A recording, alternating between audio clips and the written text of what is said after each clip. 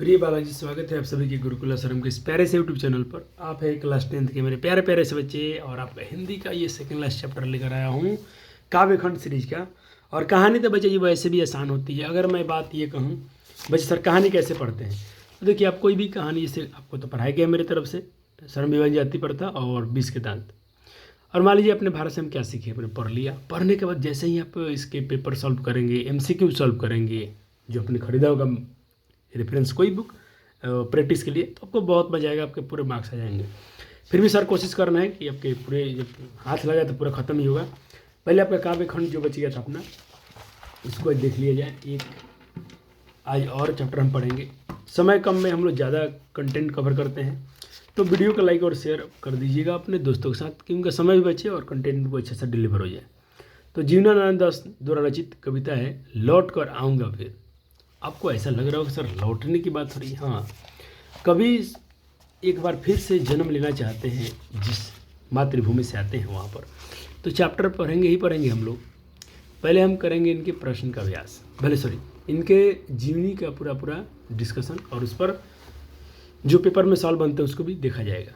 सवाल है कि बंगला के सबसे यानी सर्वाधिक सम्मानित और चर्चित कवियों में से एक कौन है, तो जीवनानंद दास। इनका जन्म 1899 में हुआ था। रविन्द्रनाथ के बाद, यानी रविन्द्रनाथ टैगोर जो बंगाल के थे, उनके बाद बंगला साहित्य में आधुनिक काव्य आंदोलन को जिन लोगों ने योग्य नेतृत्व प्रदान किया था, उनमें सबसे अधिक प्रभावशाली मौलिक कवि जीवनानंद दास हैं। इन कवियों के सामने सबसे बड़ी चुनौती के रूप में रविन्द्रनाथ का स्वच्छंदतावादी काव्य, स्वच्छंदतावाद से अलग हटकर कविता की नई यथार्थ भूमि तलाश करना सब में महत्वपूर्ण कार्य था। इन रविन्द्र ठाकुर थे, उनको हराकर उनके स्वच्छंदता से आगे हटकर कुछ नई कविता का तलाश करना, ये एक बहुत बड़ा कार्य था। इस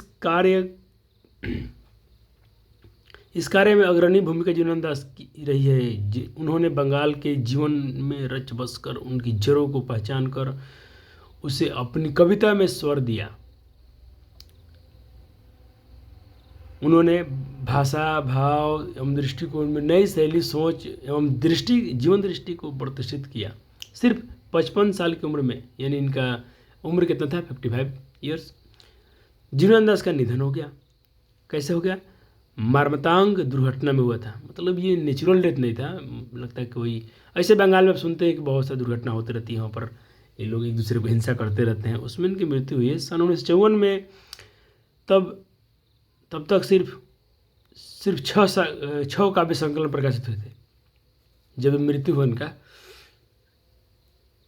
55 साल की उम्र कितना होता है उस समय की बात है, लोग तो 70, 80, 90 जीते हैं, 55 साल में मरे।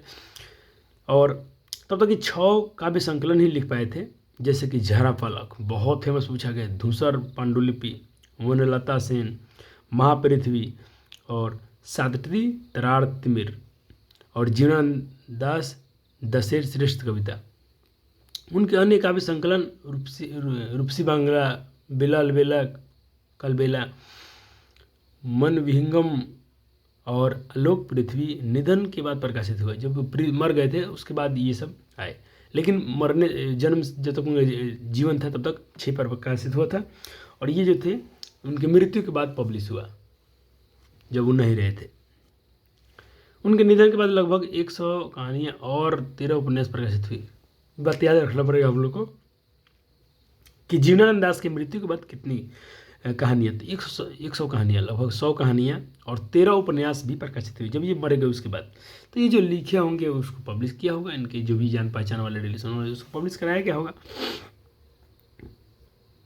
वनलता सेन काव्य ग्रंथ की वनलता सेन शीर्षक कविता को प्रबुद्ध आलोचक द्वारा रविन्द्रनाथ युग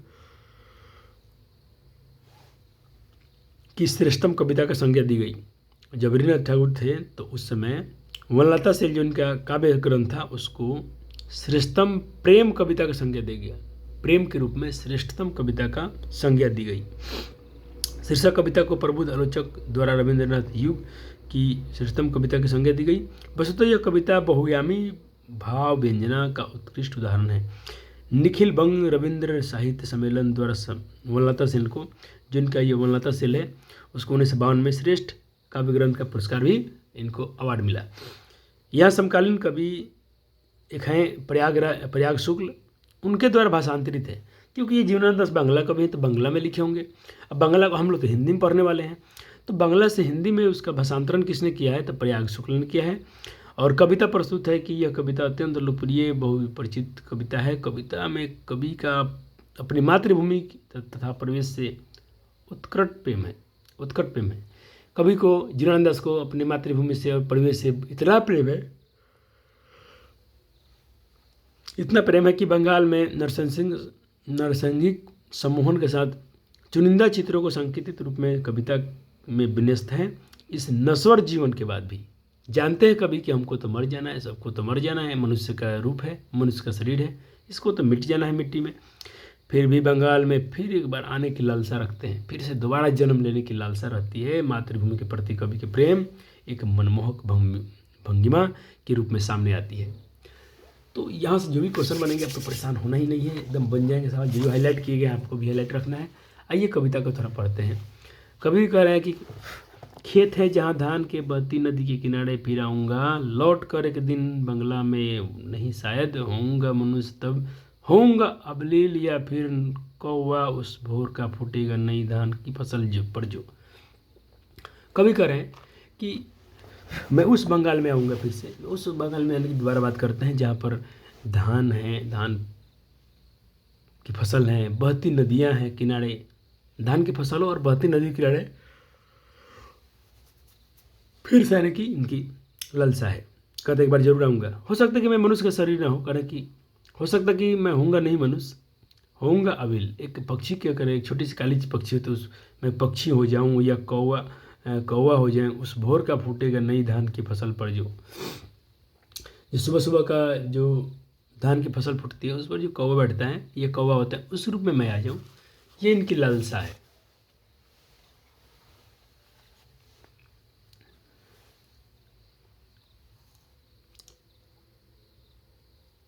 फिर कह रहा कि कुहरे के पालने से कटहल की छाया तक भरता पेंग आऊँगा एक दिन, बनकर शायद हंस में किसी किशोरी क्या। कहते या तो मैं फिर कभी शायद हंस बन जाऊँ। और कैसा, जो किशोरी कोई छोटी बच्ची के पैरों में घुंघरू बांधकर उसको इधर उधर थिरक थिरक करती है, घूमती है, तो कितना छन छन बजता है। घर में देखना कोई छोटी सी बच्ची को पायल पहना दिया है, घुंघरू पहनी है और छन छन छन थिरक थिरक कर पूरे आंगन में घूमती रहती है, तो आपको मालूम चलता है कि बच्ची घूम रही है। तो कह रहे कि मैं हंस बन के आऊँगा, और उस प्रकार जिस प्रकार कोई बच्ची अपने पैरों में बांधकर घुंघरू घूम रही है, थिरक रही है, मैं भी तैरता रहूँगा बस दिन भर पानी में, गंध जहाँ होगी हरी भरी घास की। आऊँगा मैं नदिया बंगाल के बुलाएंगे, आऊँगा मैं अगर नदिया मैदान बंगाल के बुलाएंगे, मैं आऊँगा जिस नदी धोती ही रहेगी अपनी पानी से सजल किनारे पर। मैं बहती नदियों में जो हरे भरे फसल को धोते रहेंगी, प्रवाहित होते रहेंगे, मैं ज़रूर आऊँगा अगर बुलाएंगे तो। अगर बंगाल की नदियाँ और बंगाल मुझे बुलाएंगे तो मैं अवश्य आऊँगा। शायद तुम देखोगे शाम की हवाओं के साथ उड़ते हुए उल्लू को, शायद तुम देखोगे कपास के पेड़ पर उसकी बोली, घसीली ज़मीन पर फेंकोगे मुट्ठी भर पानी भर चावल। शायद कोई बच्चा उबले हुए देखोगे, रुपसा के गंदले पानी में नाव ली जाते एक लड़के को। हो सकता कि रुपसा नदी में के पानी में कोई बच्चा नाव अपना प्रवाहित कर रहा है, उसमें तुम रूप में देख लो। उड़ते फटे पाल की नाव, वो नाव कैसा होगा, उड़ते फटे नाव की पाल होगा, और लौटते होंगे रंगीन बादलों के बीच, सारा संधेरा मैं होऊंगा उन्हीं के बीच देखना। मतलब इन जीवों के रूप में कभी की आने की संदेह करते हैं कि मैं जरूर आऊँगा, क्योंकि मनुष्य रूप तो नश्वर है, तो मैं आ भी नहीं सकता हूँ शायद, लेकिन इन रूपों में वो आना चाहते हैं। आप कविता को जरूर पढ़ेंगे, भावार्थ में लिख के लाया ही हूँ, आपको पता भी होता है। सबसे इम्पोर्टेंट है कि आपने कविता सुना और अपनी कविता पढ़ी, लाइन आपको याद होनी चाहिए कविताएं की।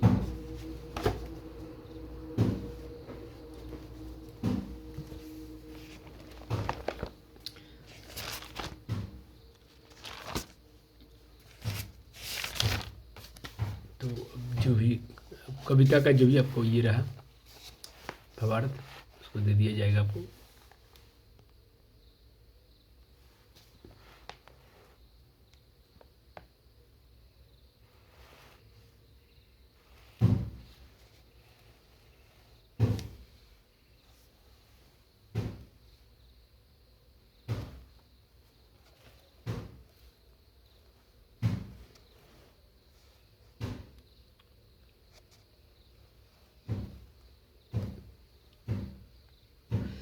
इनके जो कविता का उसका अनुवादक हैं प्रयाग शुक्ल हैं। ये बातें आपको याद रखना है। अब कविता का तो परिचय आप जानते ही हैं।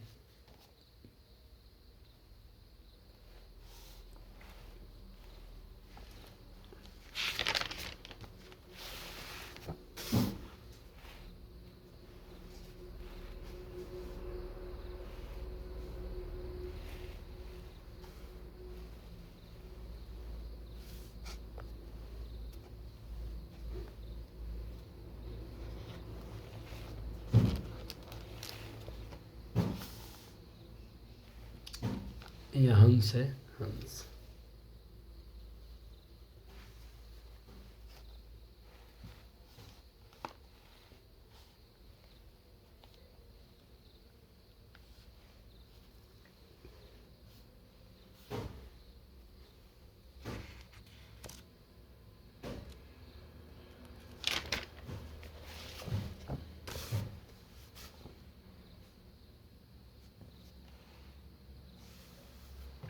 चलिए अब आइए प्रश्न भेज देखा जाए। अच्छा, एक सवाल पूछा गया परीक्षा में 2012 में और 24 में कि कभी किस तरह के बंगाल में एक दिन आने की लौट कर आने की बात करते हैं। तब जानते हैं कि जहाँ बहती हुई नदियाँ हो, धान की फसल हो, उस वैसे बंगाल में आने की लालसा करते हैं या इच्छा रखते हैं अपनी। कभी जीवन अंदर से अगले जीवन में क्या क्या बनने की संभावना व्यक्त करते हैं, क्या क्या। तो कहते नहीं मैं कौवा हो जाऊँगा, हंस हो जाऊँगा, शायद उल्लू हो जाऊँ। इन मतलब जीवों के रूप में वो आने की संभावना व्यक्त करते हैं। अगला प्रश्न है कि सर ये भी सवाल परीक्षा में आया था 2022 में कि कभी जीवनानंद अगले जन्म में अपने को मनुष्य होने पर क्यों संदेह करते हैं। क्यों उनको शक है कि मैं इस बार शायद मनुष्य ना हो जाऊँ।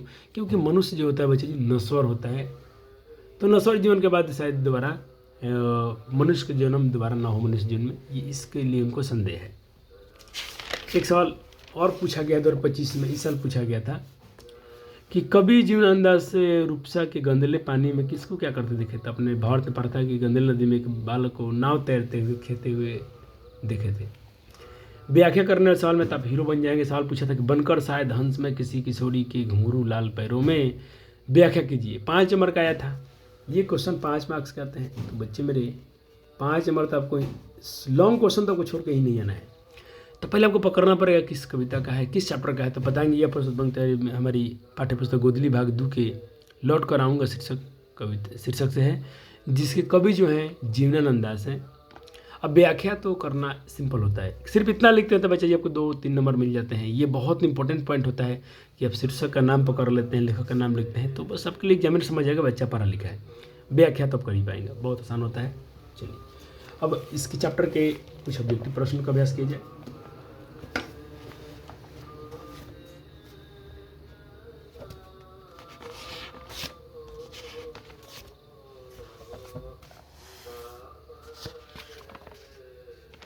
चलिए सवाल है कि लौट कर आऊँगा फिर कविता के अनुवादक कौन है। अनुवादक देखा रील के प्रयाग शुक्ल। अब रे भाई सर प्रयाग शुक्ल। लौट कर आऊँगा फिर का प्रमुख वर्णन किस विषय में किया गया है। बंग में बंगाल की प्रकृति में, बंगाल की संस्कृति में। तो बंगाल की संस्कृति में किया गया है। कुहरे के पालने से कटहल की छाया तक भरता पेग में आऊँगा एक दिन। ये इस पंक्ति के लेखक कौन है। तो जीवनानंद दास है। तो यह जीवान दास लिखा है, जीवनानंद दास कीजिएगा, ऑप्शन बी हो जाएगा।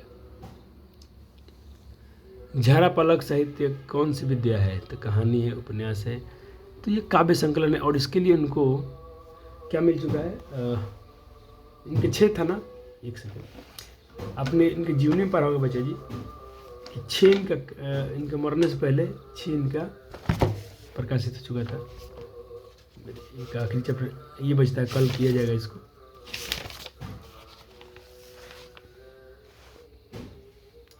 झरा पलक।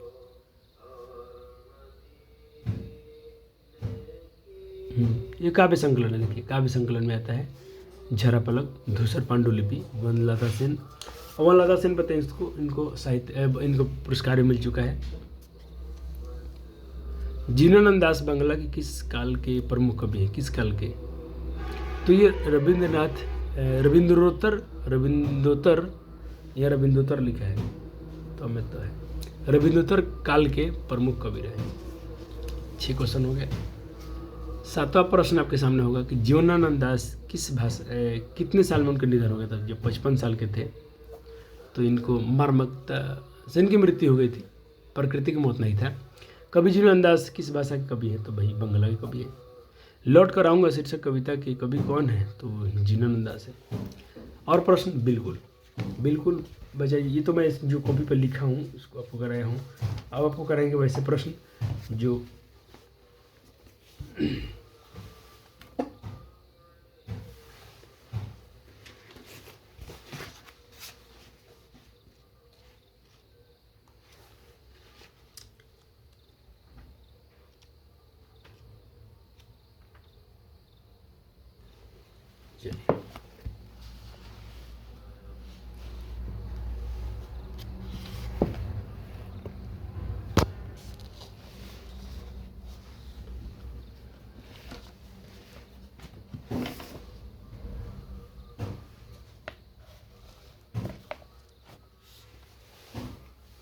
चलिए पहले तो एक बार स्क्रीन सही कर लिया जाए ताकि बच्चों को पूरा क्वेश्चन दिखे।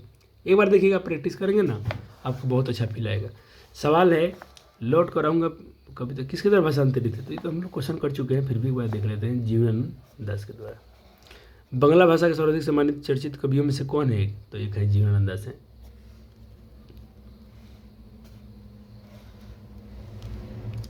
किस कविता में कवि जीवनानंद दास का अपनी मातृभूमि के परिवेश में, अच्छा किस कविता में? तो लौट कर आऊँगा फिर मैं। खेत जहाँ धान के बहती नदी के किनारे फिर आऊँगा, लौट कर एक दिन बंगाल में। तो ये किस कविता का है? इसके कवि कौन है? तो जीवनानंद दास है। आपको 20 क्वेश्चन आएंगे, 22 क्वेश्चन आपको बिल्कुल आसान दिखेगा क्योंकि आपने अच्छे से सुना है, पढ़ लिया है और नोट्स भी आपने प्रिपेयर कर लिए है। उसके बाद आप करने जा रहे हैं। तो मैं सही पढ़ाता हूँ, पहले हम पढ़ते हैं, समझते हैं और फिर नोट्स बना लेते हैं, लास्ट में प्रैक्टिस करते हैं। तो ये बहुत अच्छा मेथड होता है पढ़ने का। जीवनानंद दास किस भाषा के सम्मानित कवि में से है? तो ये बांग्ला भाषा के इस साल आया था ना 2025 में। देखो वनलता सेन कवि कौन है? वनलता सेन कवि कौन है? तो ये भी है जीवनानंद दास। कवि अगले जीवन में क्या क्या बनने की अभिलाषा करता है? अबील, कौवा, हंस। हाँ ये सब हो जाएगा। ये क्वेश्चन सब्जेक्टिव में भी आ चुका हुआ है, ये क्वेश्चन सब्जेक्टिव में भी आ चुका है। बनकर शायद मैं किसी घुंघरू का पैरों में, ये भी है। लौट कर आऊँगा फिर कभी कहाँ लौटने की बात करते हैं? तो बंगाल में लौटने की बात करते हैं। लौट कर आऊँगा फिर कविता किनकी रचना है? कुंवर नारायण, अज्ञेय, अनामिका, जीवनानंद दास। तो जीवनानंद दास की है। जीवनानंद दास बांग्ला के किस काल युग के कवि है? तो ये रविंद्रोत्तर। ये क्वेश्चन में करा चुका हूँ अपनी नीति में। कवि जीवनानंद दास का जन्म हुआ था, इनके जन्म कब हुआ था बताइएगा जल्दी से। 12 का आंसर क्या हो जाएगा? तो 12 का आंसर इसमें तो सी दिया हुआ है, एक बार आप मिला लेंगे।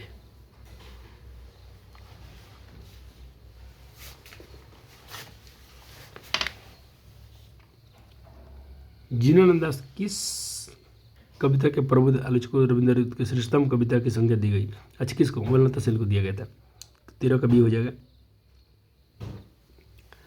नदियाँ बंगाल में बुलाएंगे मैं आऊँगा, यह पंक्ति किस कविता की है? इसका ऑप्शन दिखेंगे आपको इस साइड में। लौट कर आऊँगा फिर ऑप्शन ए हो जाएगा। इस साल 2023 में आया था कि लौट कर आऊँगा फिर कविता का रूपांतरण किसने किया था? तो ये प्रयाग शुक्ल ने किया था। निखिल बंग रविंद्र सम्मेलन द्वारा वनलता सेन का श्रेष्ठतम काव्य ग्रंथ पुरस्कार दिया गया, कब दिया गया था? अच्छा सवाल अभी तक पूछा नहीं गया, फिर भी अच्छा क्वेश्चन है। तो 16 का बी हो जाएगा, 1952 में।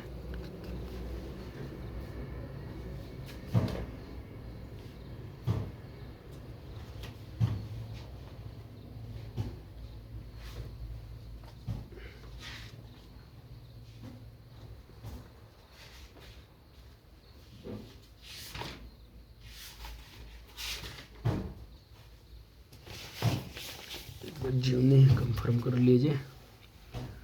हाँ 1952 में दिया गया था। अच्छा है। जीवनानंद दास किस काल के जीवन काल में कितने काव्य संकलन हुए? तो 6 हुआ था। मरने के बाद भी तो हुआ था, लेकिन उनके जीवन काल में 6 हुआ था। कभी कपास के